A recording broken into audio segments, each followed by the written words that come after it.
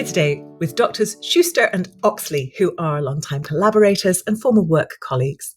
They are optimistic futurists, advocates for next generation talent, pioneers of new approaches to work, enthusiasts for new technology adoption, and crusaders against entrenched thinking.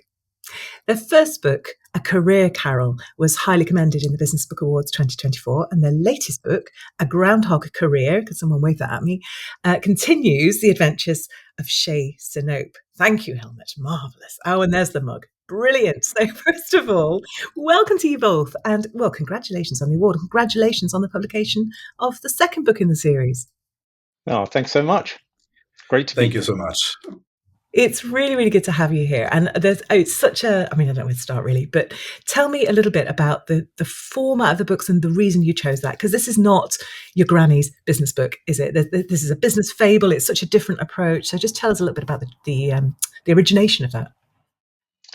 I think it started with us discussing how we can help many of the entrepreneurs and young business professionals that we were either coaching or had some sort of working relationship with, who we felt were underserved by the existing business literature. There was a sort of almost a cry of a yelp every time we would suggest, why don't you read this or why don't you read that? It was like a visit to a dentist. I think at some stage someone said it's like having to go and get a colonoscopy trying to get through one of these books. So we were trying to rack our brains to say, how do we address that? How do we make some of that accessible? And then there's also this question of things have changed.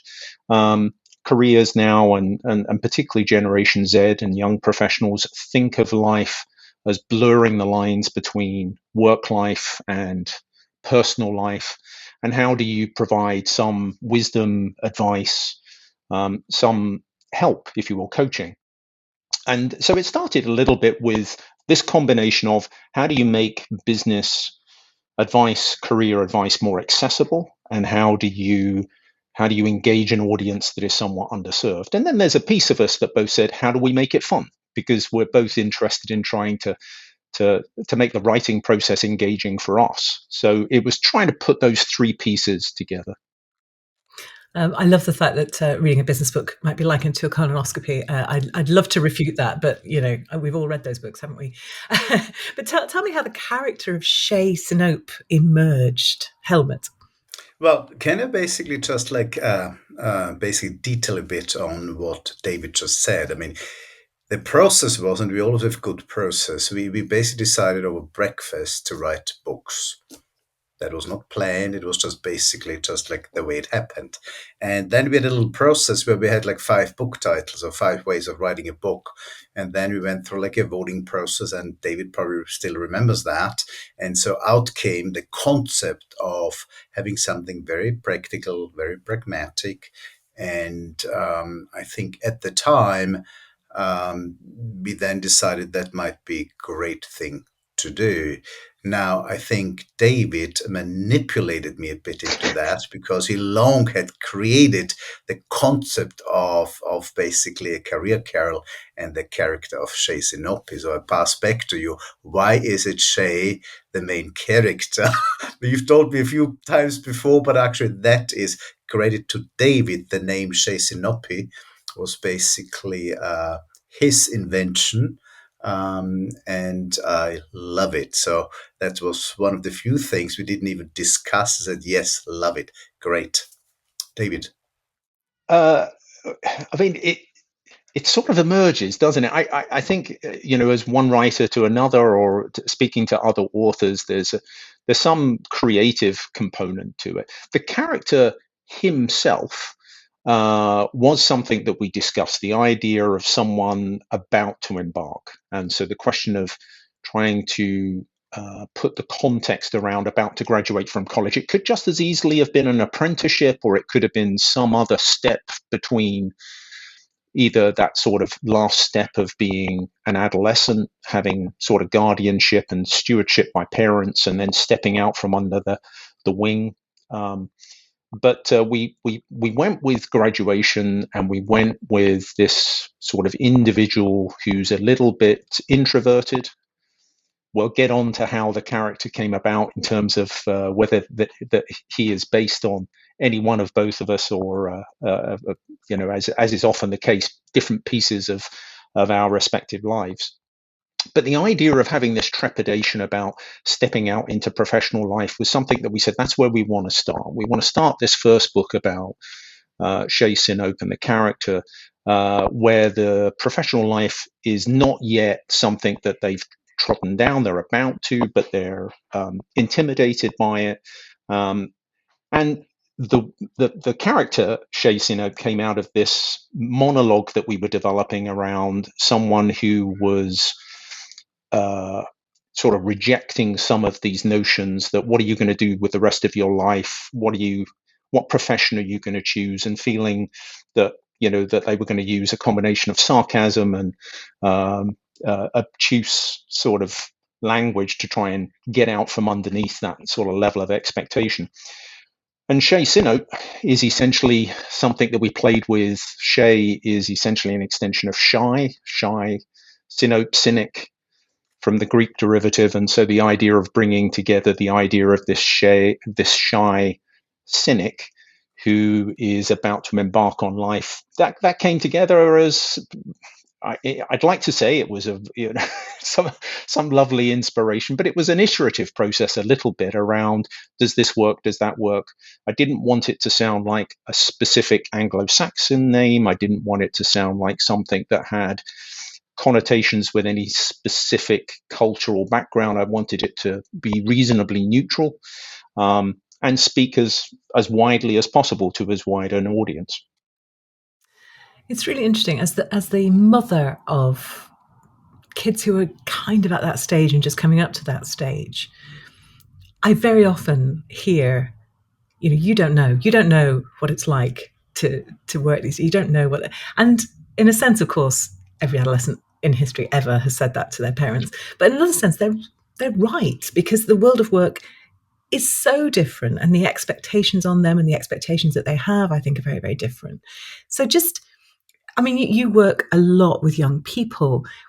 Why is this so important? Why do we need to equip them for what they're about to face?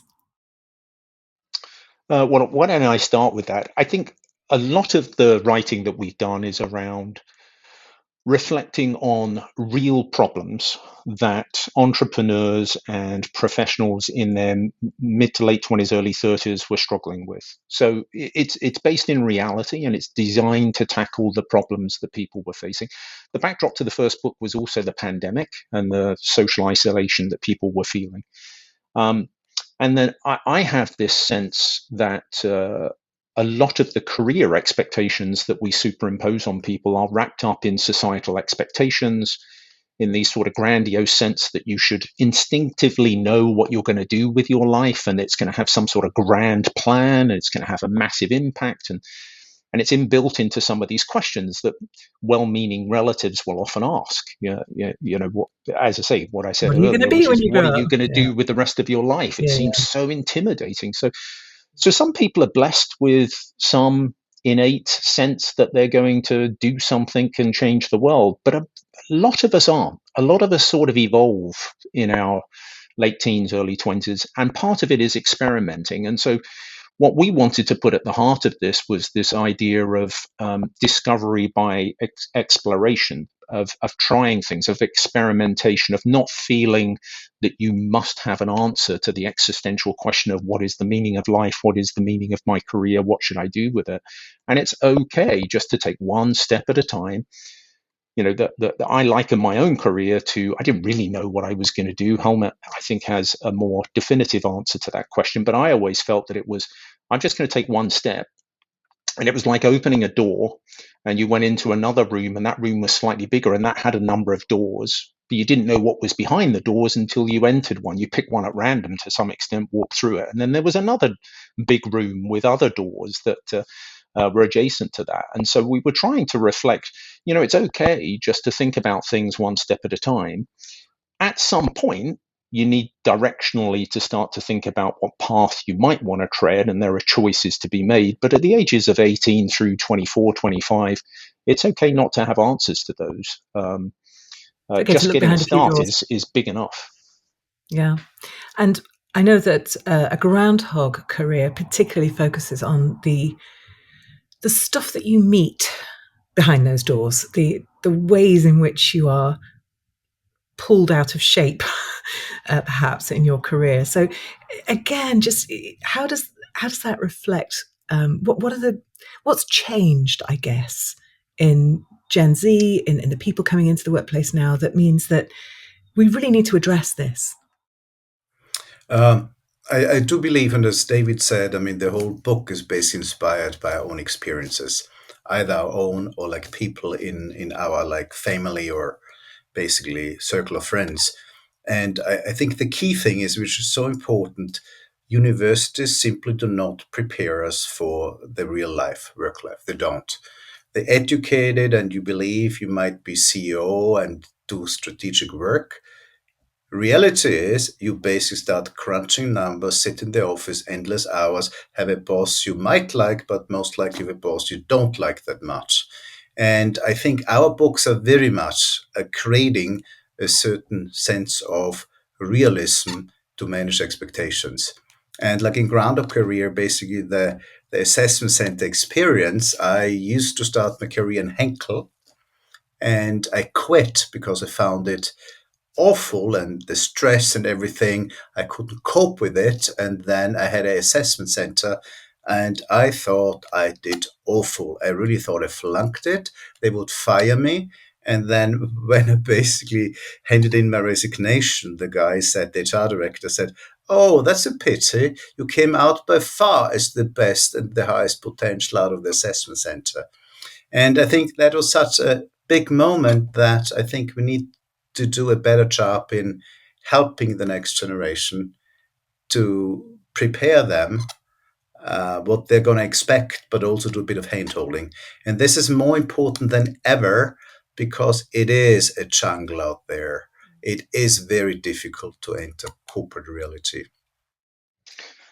And if I could add to that, Alison, I think there are several things that are very different. I mean, the first is that we've just come through a pandemic, but there's almost an epidemic of disillusionment with work. A lot of the statistics that have come out of the research around employee engagement about the level of fulfillment or satisfaction at work are quite startling. There was a Gallup survey just 2 years ago that said 60% of people at work are not fulfilled, but 20% are actually feeling that work is a source of misery in their life. And I mean, reflecting on that is quite interesting. Then you've got CIPD saying that as many as 90% of us are not engaged in our work. And there are various other surveys over the space of the last 12 months that have suggested that somewhere between 50 and 60% of us are unhappy on balance with the majority of our job. And so the question becomes, what's driving that? That seems, if you look at it over the 25 years that Gallup have been doing their survey, with all of the efforts that companies have put in to trying to improve the employee proposition, it's counterintuitive. You would have thought that things have got better. The reality is they've actually got worse. People are more disillusioned today than they were in 2000. So what's driving that? So a groundhog career is really dedicated to try and unpick that. What's going on? What's going on in our personal lives? What's going on in our professional lives? What's going on in the broader societal context that's driving these feelings that, on the one hand, apparently we're comfortable suffering for work. And that's something in of itself that's worth unpicking. Why do we feel that we have to suffer for work? Isn't there an alternative? And then on the other side, you've got this explosion of opportunities, the gig economy, the notion of remote working, everything from sort of being able to work in social media all the way through to working remotely in a more traditional office setting. And that choice is part of the reason that we believe that people are more disillusioned. They see more and more opportunities to do different things, but they feel it's out of reach. They're not sure how to navigate from where they are to these other things that look more fulfilling. So a groundhog career is really dedicated to trying to help people make that transition, or to figure out how they could navigate that path to a more fulfilling existence for themselves. And one of the things I find really exciting about it, and one of the reasons I love the book so much, is that we have a lot of books that talk about the crisis of engagement and how to be happy at work, and they're all very valuable. And there is the colonoscopy argument, isn't there? I don't want to read another book about this. Whereas something about fiction, that invitation into this sort of imaginative world that gets under our defenses and doesn't speak just exclusively to the rational, helps us to see things. By identifying with the protagonist in a novel, you learn a little bit about yourself. That's always been the case. But I love that you apply it to business books, and I love that particularly this. I think, where you were talking about the lobby with the doors, and in a sense, it is different to, I think, what it has been. I had a clearer sense of what door was next when I was entering my career. And now I think there's not only a selection of doors and you're not sure what's behind them, but you've also got this creeping sense that whatever is behind the others that you didn't pick was better than this one, was more exciting. Yeah. So that sort of ability to imaginatively engage and think, well, how do I solve the problem of my own lack of engagement and lack of enjoyment is really, really, really profound. I think storytelling is something that, again, I think Helmut was about to jump in there. I'll pass over to him. But we think we learn more from reading a story than being told something. And so one of the things we were very concerned about is that we didn't want to write a book where we tell you what you should do. That for us seemed too instructive, and who are we to tell people what they should do or what they're missing out on? So we thought it much better to go, well, here's a story. Extract from this whatever you will. There are lots of different things you could extract. And we're inspired to some extent by reading fiction, contemporary fiction about business settings, but in a way they allow you to interpret or take things from it. And it's, in a way, your imagination, I think, fits your context or allows you to use those things. What did you think, Helmut? It's an act of co-creation, isn't it? Yeah. The thing is, we found it always very absurd that every leadership book or business book tells you about the importance of storytelling and to engage the audience. And then you read like 270 pages, which does not include too many stories. So I think that's why we said storytelling is an essence or essential part of our books would be such a great idea. And we also said, well, they're lazy readers and they're like not so lazy readers. And then we said we wanted a very brief summaries. We call them Blinkist for the lazy reader. So you can only pick part of the book and you still get some key messages. I think that is quite important. But the other thing is, I think in particular Groundhog Career, and we really enjoyed writing the first book, but we do believe that Groundhog Career is probably a step up. We really enjoyed writing it, working on it. And recently, David and I had a conversation about like best business books. And I said, actually, the best business books are never the business books. It's basically biographies about entrepreneurs, because it tells you a story. It tells you basically the failures, the importance of resilience. And I'm currently reading this great book called Supremacy, which basically tells the story of the two epic figures in AI, and it's about storytelling. And so we were all inspired by that. Storytelling is part of our books, and I think we enjoy the writing, and I think it seems to work. I want to ask you about the writing, because goodness knows it's hard enough to write a business book when there's two of you. I mean, in a way, it's easier because you've got some accountability and somebody to sort of bounce off. But writing fiction jointly, how does that work? David, you go ahead. He's the main engineer behind the fiction writing. But you tell the process what we do that might be interesting for the reader. Yeah, I think, I mean, we enjoy very similar things, but we get enjoyment when it comes to writing out of slightly different things. I love the storytelling piece. That's something that when we talked about writing a book, it was, well, if we're going to write a book, then we are going to write the book. And it's going to be something that is part of our identities. And the idea of storytelling was at the root of it. So when we start each of our books, it's always started with, well, what's the story? How do we take? So, well, two things. What's the essentially the challenge, the professional challenge that we're trying to come to terms with. In the first book, it was sort of graduating from school and getting your first job. But in this career carol, it's the danger of those first 10 years of getting carried away.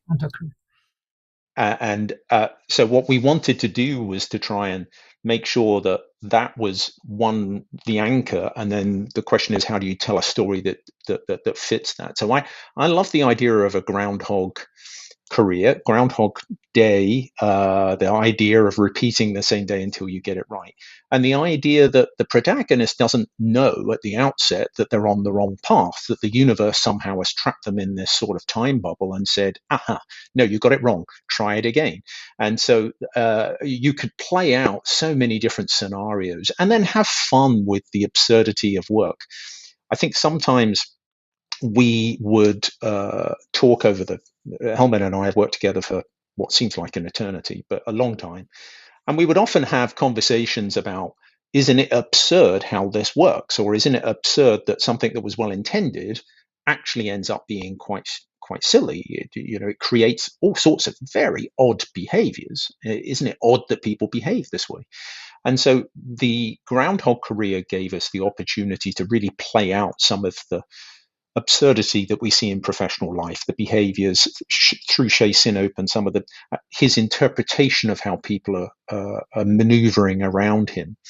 So I think the storytelling piece, in terms of how we wrote it, it was based on like a 3 or 4 page storybook, almost like a sketch of this is roughly what the story is going to be. And then, over the space of about 2 or 3 months, we just churned out chapter after chapter. We would review each chapter at the end of it and say, is this going in the right direction? Helmut would give notes and we would incorporate those. And then the second part of the book was very much more much more of a deep dive. It was more of our analytical minds coming up with the behavioral science that was underpinning the story. Yeah, maybe I think back to you ask about the process. I think it's a very, very iterative. Just for example, we are just already now iterating book 4. So I'm not sure if we're allowed to say that, but we're currently having conversations. Where is the book going to take place? What is the age of Shey? Who are going to be the main characters? So there's a long thought process before we actually go into the writing. And I think that works extremely well to get this. Sometimes we have like different ideas, sometimes we have similar ideas, and we also need to work it out. So before anything goes into writing, I think there's probably already a frame in our head, and they probably overlap 80%. And then when one of us does like the writing, we go, oh, this is interesting. I didn't get these 20%, but it works very well. But I think the reason why it does work, as David said, we've been working together for a very, very long time. I think we complement each other very well. I'm not sure if I would recommend that approach to 2 people who have never worked together. So it works for us, but it might not work for everyone. No, I can absolutely see whenever you are extraordinary. You've almost created a kind of third entity, which is Drs Schuster and Oxley, isn't it? It's different to the 2 of you individually. And I think that's quite consciously done. It's branded. We've invented a new genre. At least that's very modestly what we would like to believe. We're calling it professional advice narrative tales, and we'll leave you to figure out that acronym. Yeah, we need to work out a BISAC code for that. Okay, great. Now, I always ask my guests, and I'm going to have to, you'll have to sort of share it between you. What's your best tip? So for somebody listening here, that I guarantee there'll be relatively few people who've ever thought about writing narrative business fiction with a co-writer. It's not a sort of common way of doing it, but it will have really struck people as a really interesting way of doing it. So just generally, kind of what do you wish you'd known at the start, or what would you tell somebody who's thinking about embarking on this journey? I'll take Helmut first. Okay. Well, basically, firstly, don't overthink it. Just do it. That's my first advice. Like, just do it. Just do it. If it feels right, just do it. That's the first thing. Secondly, only do it with somebody where you feel actually comfortable. I think I wouldn't do it with a stranger, but it does work. The third thing is actually when you do that, I think it's really, really important. And I think it's even better that you work on a book with another person. I really think two brains are always smarter than one. And I think it's better. So my big advice is actually you need to have somebody in the process who basically challenge you, thought partners with you. It will lead to a much better outcome, a really much better outcome. As And long as then it's the the other right thing is brain. just enjoy and write. I really think don't overthink it. Write, and then basically discuss it. So write is probably my key advice. Don't I love overthink that. it. And I particularly like the fact that you emphasize the enjoyment, because I think that really comes through with everything you do. And it was really clear in the intro as well that kind of enthusiasm, the enjoyment, the playfulness. Love it. David, what about you? Yeah, I think I wouldn't have started writing had it not been for the discussions that Helmut and I were having. That we reached a point in our discussions where it's, well, why don't we do something about it? If there isn't business literature out there that fulfills this need that we are feeling and that we are witnessing, then why don't we do something about it? And then that discovery of, well, I don't know if we can do it, but why don't we try? Felt actually really fun. It was a we talk about fulfillment in work, going back to those horrible statistics that I shared you with earlier. And one of the things that we've often reflected over the last 3 or 4 years that we've been in this writing collaboration is how much fun it is. It is extraordinarily fun. It's fun because we discover stuff about ourselves. It's fun because some of the things we write make us laugh. And I think, I mean, that sounds very indulgent, but I think you have to start there. You have to start with, well, what is it that you enjoy? What is it that you think is fun? And then you translate that a little bit to, well, perhaps one or two or three or a few other people might also find it fun. And so that process, Helmut describes it as iterative, and it is. You go through this circle of invention. But the one thing that I think has kept us grounded is just the two of us, trying to lift one another up when we get a little bit disillusioned that we've hit some sort of block, or that we're struggling with something, and then we'll give the other person the encouragement they need. I think it would be a very difficult thing to do in isolation, because I mean, everyone's wired differently, but in our case, it's always been that the other person has been the encourager, the provocateur, the person who has sort of challenged it, or just said, well, I'll write this next piece, so let me try and take over. And so then it ends up being a relay race. So I think all of that has been very, very helpful, to have someone sort of in your corner all the time. So it's worked for us, but again, we seem to work, and I think therefore that wouldn't necessarily work in every instance. And you laugh a lot, which is great fun for those people Yeah, working with that's you. important. Yeah, And I'm going to that's true. stay with you, David, and ask you to be really ruthless and restrict yourself to one, please. But what book would you not allowed to do any of the Shey Sinope books, sorry. What book would you recommend to somebody listening? Yeah, I can't say the What's the next book that Shey stayed Sinope with you? book. I really enjoyed, and this gives away a little bit, the third book. But I really enjoyed reading recently the "You Are a Thing and I Love You." I don't know if you've read that book. It's about artificial intelligence, and it's an author in the US who's written about how silly some of the artificial intelligence is.